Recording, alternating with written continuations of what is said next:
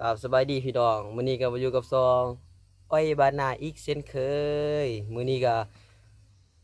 อุกใจหลายเพราะว่าอยู่กลุ่มเสี่ยงโควิดก็เลยมา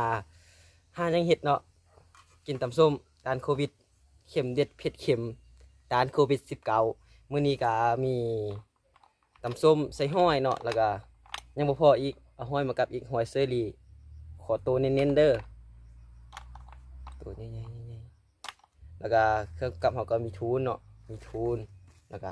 ผัก ผักกาดไทยแล้วก็แม่ต้องมีจืนเนาะแล้วก็ข้าวเหนียวข้าวสวยขออนุญาตเด้อลุยก่อนแหละมาเด้อพี่น้องตำส้มสวยแซ่บๆพี่น้องอืม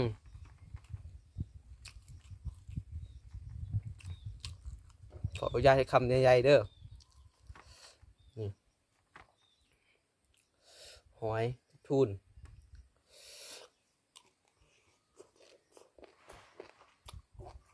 อืม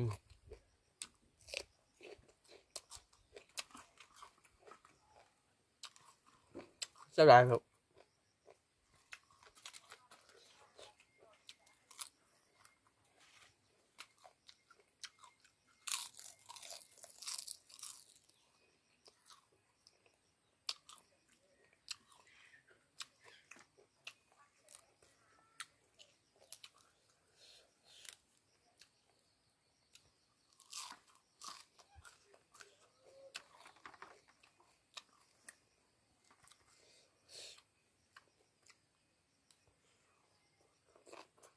อื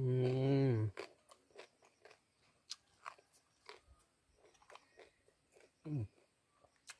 อันนี่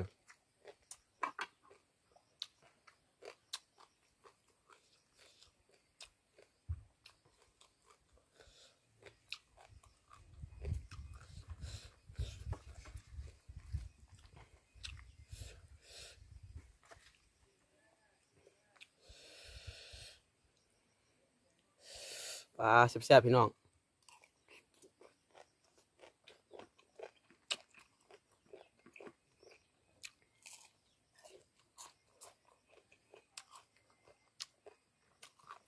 เนื้อหอยหนึบมาก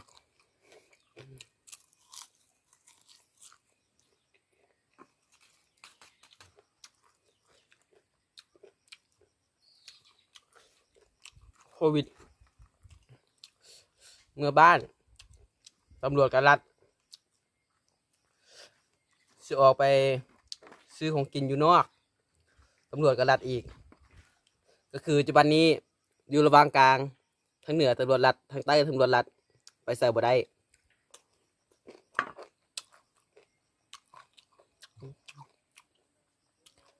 ก็เลยได้อยู่ให้อยู่หน้า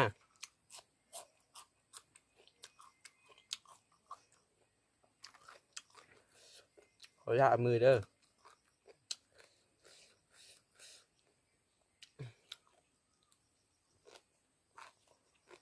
อืม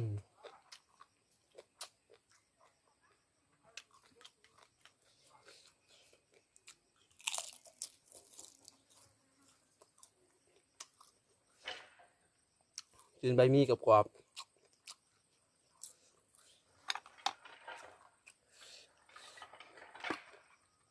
นี่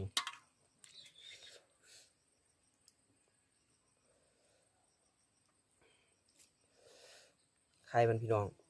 บ่มั่นใจทิม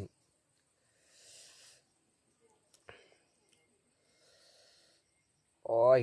หนูยาเด้อยาเด้อคำใหญ่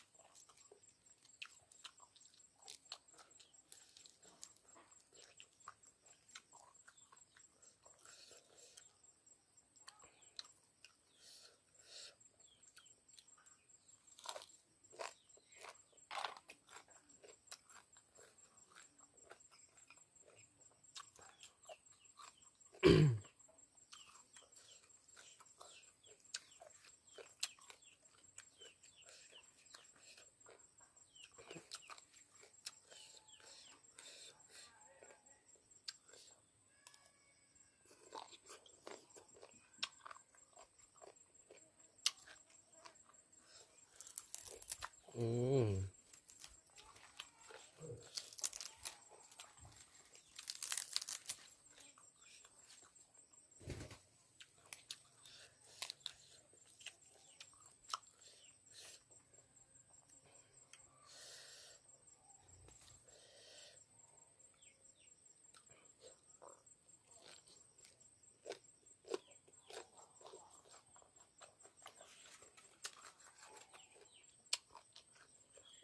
ใบมีจืน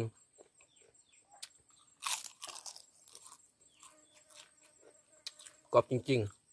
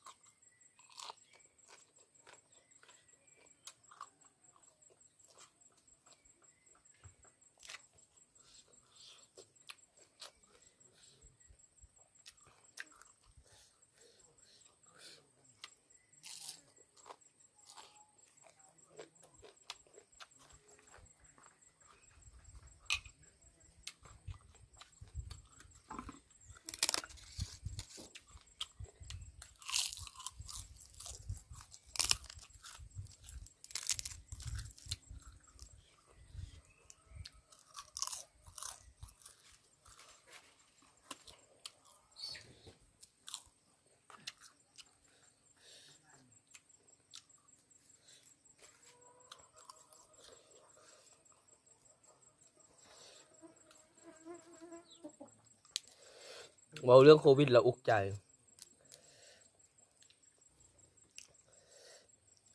อยู่กลุ่มเสี่ยงของเขาเซยไปพัวพันกับผู้ติดเซย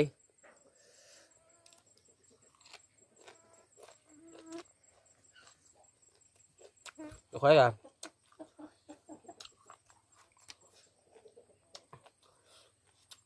ได้กินน้ำร้อนทุกมือก็คือแบบเอาจนแบบคือแม่คำเดือนเลยนะแบบต้องได้กินน้ำร้อนตลอดสมือนี้น้ำอุ่นน้ำธรรมดาเกือบจะบ่ได้กินน้ำร้อนเลยป้องกันไว้เนาะ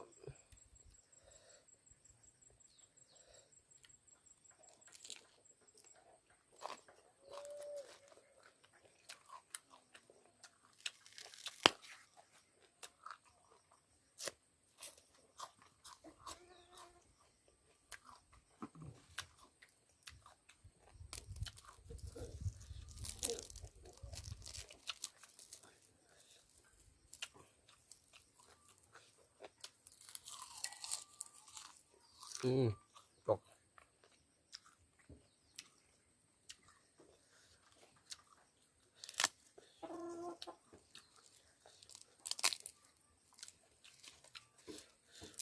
อืม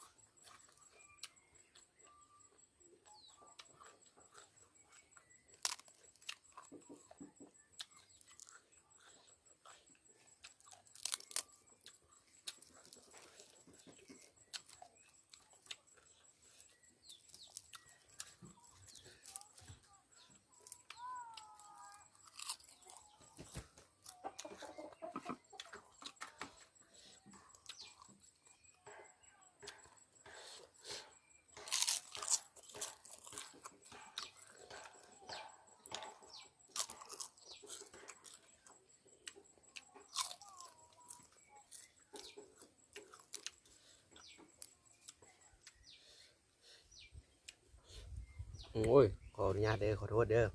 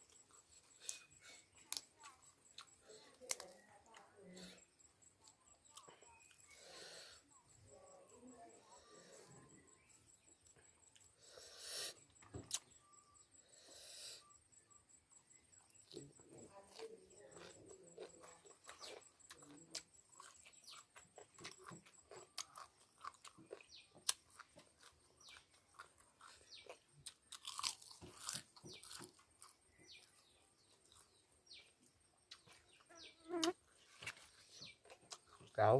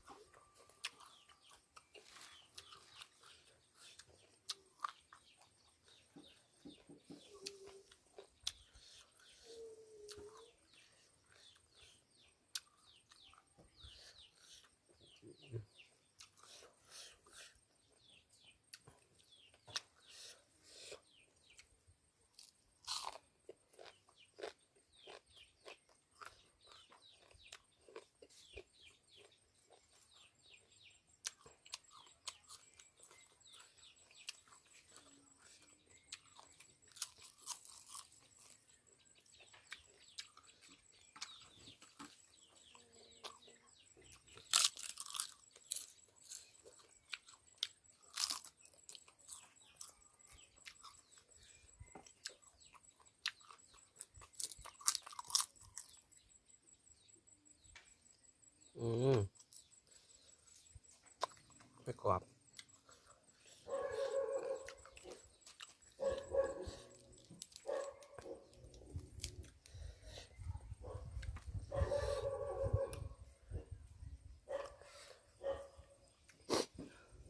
โอ้ยากคำใหญ่ๆเลยพี่น้อง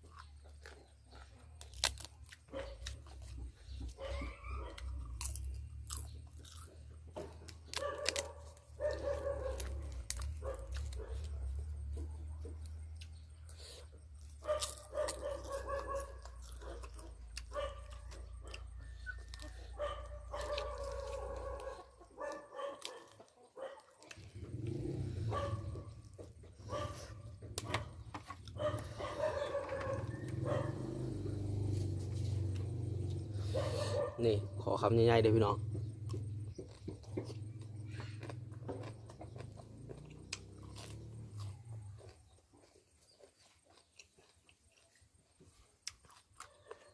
จับครับพี่น้อง